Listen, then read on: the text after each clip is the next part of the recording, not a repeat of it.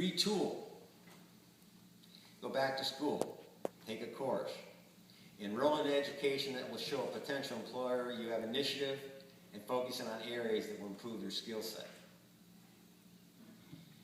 For those of you that know someone who was laid off, if nothing else, approach them and say something positive.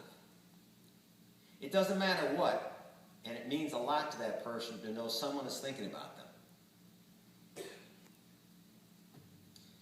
12 months after I was laid off at NFL Research, I did find a job at Shared Medical Systems, which is currently Siemens, and that's when our family moved here into this area.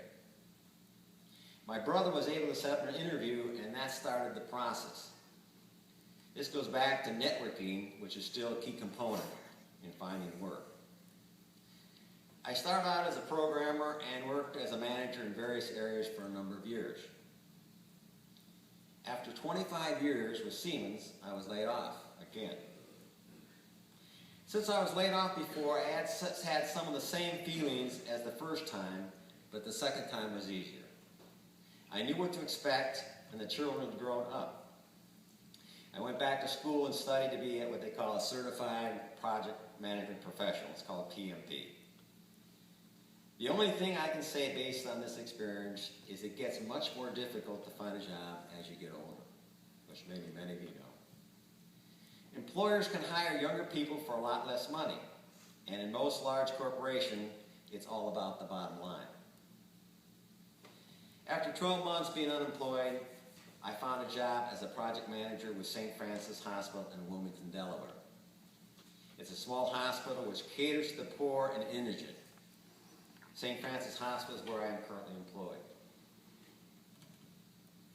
I think it's important to work for a company whose core values match your own.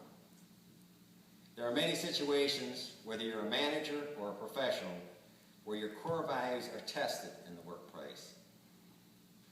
Unfortunately, in cases when you disagree with a management decision, you must, what I call, play the game to stay employed.